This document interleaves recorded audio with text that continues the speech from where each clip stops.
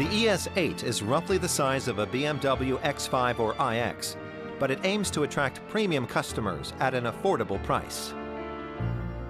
The logo itself represents our brand philosophy of vision, the upper part being the sky, and the lower part being action, sort of the road to that. So vision and action. Prices for the ES8 start at around 57,800 euros, making it a good deal cheaper than the BMW iX, which costs over 77,000. Thanks to its 400 kilowatt motor, the ES8 has plenty of power. Range varies between 375 and 500 kilometers, depending on what size battery you opt for.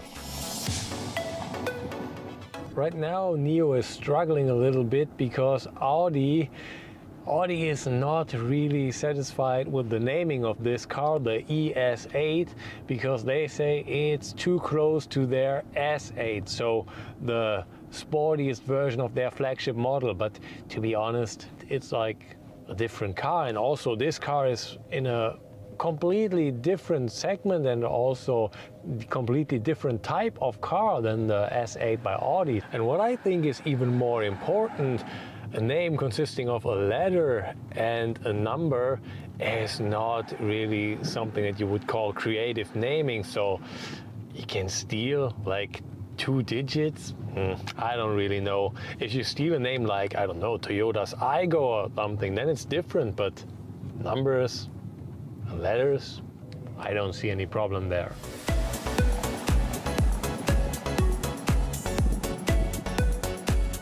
Our naming strategy is based on 3 digits and letters. So the first one, E, this represents for us experience and emotion, because that's what our brand is built on.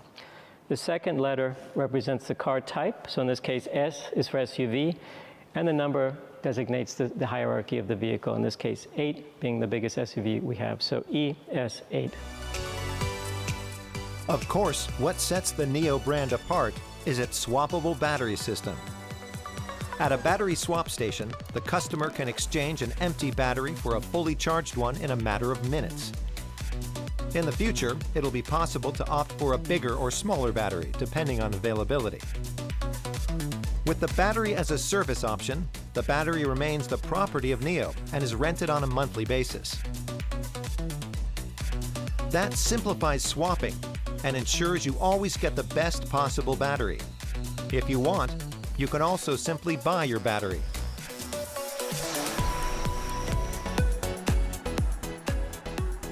The first swap station outside China was recently opened in Oslo. Over the next few years, NIO plans to build 1,000 more of these swap stations in Europe.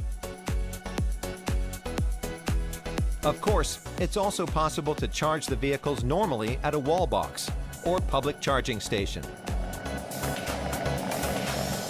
Driving a NIO is cool. I mean, the idea, I really like it, and the only problem right now is we'll have to wait. Wait until NIO comes onto the German market, wait until there are enough swap stations, and wait until there are the NIO houses. But I'm pretty sure once all of this is done, NIO is gonna have a great success here. NIO hasn't yet officially announced when exactly its models will hit the German market, but the first will definitely be the ET7 sedan in 2022. Equipped with 2 electric motors, it'll pack 480 kilowatts of power. Different battery sizes will provide ranges of 500 to 1,000 kilometers, making the car a rival to the Tesla Model S and Porsche Taycan. While we don't yet know the German prices, in China the ET7 costs the equivalent of 48,000 euros, plus 150 euros a month for renting the battery.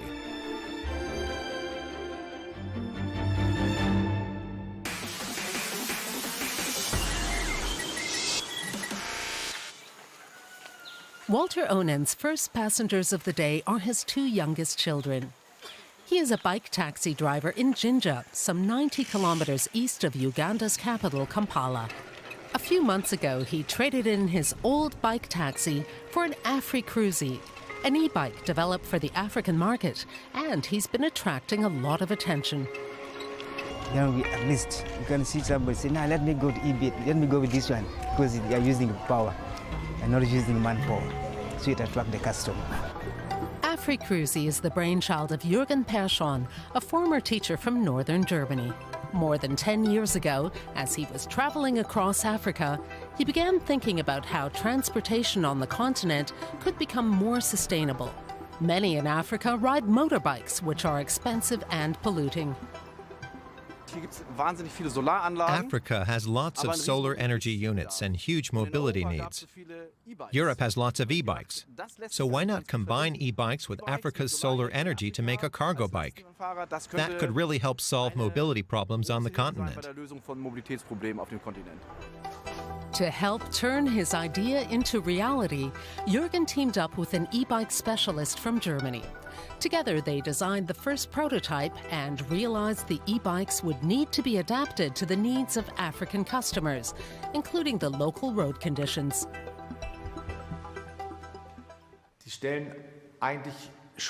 That was a pretty big challenge when it came to designing the bike. The road conditions aren't necessarily like what e-bike riders are used to here. And some of the bike components that the industry tends to rely on might not be available in general. More spokes in the wheels and a reinforced frame, styled in the look of a more expensive motorbike. The AfriCruise was designed to be robust and appeal to its clientele. And at €600, it's quite a bit more affordable than most e-bikes. The project also includes a microcredit system to help people finance the purchase. Persson's partner in Berlin belongs to Hero Cycles, one of the world's largest bicycle manufacturers. The Indian company can draw on huge economies of scale to produce the AfriCruises at a competitive price. For Hero, it's an idea that makes sense and gets them a new foothold in the huge African market. The first 100 AfriCruises went into operation in Uganda in 2022 as e-bike taxis, e-bike ambulances, and water delivery bikes. At Fabio, the NGO based in Jinja that's coordinating the AfriCruise project, the first batch of e-bikes already attracted a lot of interest.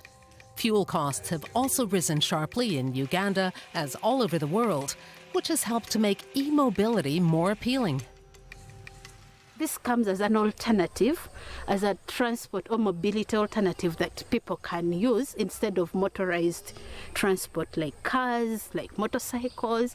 The fact that it is functional, it is able to carry 100 kilograms of cargo. So it is functional. It is very fast. It is, of course, fancy. Fabio runs small service points to handle maintenance and to swap out the solar-powered batteries. Mechanic Joshua Mugaya joined the project early on and now has a permanent position. He sees a bright future in the technology. I want to start up a workshop, and I want to skill my fellow friends and younger people down there. I want to skill them on how to repair bikes, on how to repair e-bikes. Walter Onen comes here to swap his batteries. When business is brisk, he's here twice a day.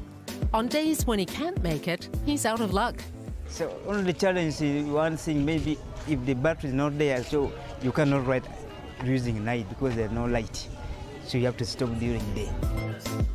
The Fabio team are in regular contact with technical designers in Berlin. Should the bicycle lights get a separate battery? Does the frame need any updates? The two teams are working on refining the next generation of AfriCruises. Jürgen Persson is hoping for more support from another NGO called Atmosphere. Its business model? Air travelers make a voluntary donation based on their emissions. Those contributions then help fund green projects around the world. Africruzi is hoping to become one of them. So now the analysts are studying how some of the bikes are being used. There are GPS modules that allow us to see how many kilometers the bike traveled and carry out surveys to see how people use the bike taxis. What form of transportation did it replace? Would they have gone by motorbike, by car, or on foot? Using that data, we can determine how much CO2 emissions were actually saved. Even though that process takes time, the next 640 Africruzi e-bikes are in production in India. They'll be headed to Togo, Benin, Burkina Faso, Tanzania, and other countries. It's hoped to eventually produce some components in Uganda. Jürgen Persson is happy that his Africruzi project is taking off. And for Walter Onen and his family, the e-bikes have made a huge improvement to their day-to-day lives and future prospects. If you want more Rev, check out our YouTube channel. If you want regular features about new cars and car culture and about mobility around the world, Rev can make you very happy.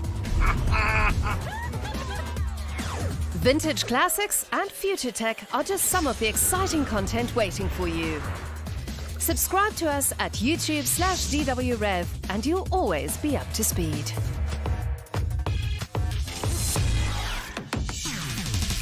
Thinking about electromobility, the first thing which comes into people's mind is range anxiety. I'm telling you, don't be worried. Today, Rev is going to tell you how to charge your EV absolutely anywhere. Plus the plugs and cables that are used for a worry-free EV experience in Germany. Let's start with what you can do at home. So this is a standard home plug. If you are like me, at your brother's place, and your car is empty, then you can charge in a normal home socket. While it varies in different parts of the world, in Germany, a standard home socket usually supports up to 3.7 kilowatts, 230 volts and 16 amperes. But getting a full charge from a home socket requires some amount of patience. So we are charging right now with 3 kilowatts. That means it takes 13 hours to charge from 60 to 100%. And that, of course, is a long time. And it's not exactly worry-free. So I put it in a 10 ampere home socket. But as you can see, it's delivering 13 ampere. That is actually dangerous because it could cause the line or wire to burn. In some cars, you have the option to change the amperes, which will help you to save your wire. So there are always two sides to the story. If you are not confident about the wiring, then of course just use it for emergency and just charge as much as necessary to come to the next charger. A wall box is a charger what you would install at home. So I personally don't have a wall box, but that's the reason why we came to this Mercedes dealership to show you what a wall box is. Wall boxes usually deliver power between 3.7 and 22 kilowatts. And you need a certified electrician to install one, which is often quite expensive. But it can potentially combine convenience with comparatively quicker charging, which is a big plus. So this Mercedes wallbox here is charging my Tesla with 11 kilowatts. Which means it's going to take approximately 1 hour 25 minutes to go from 60% to the 80% charging limit I've set, which isn't too bad. There are also remote charging options in industrial areas. This is an industrial plug.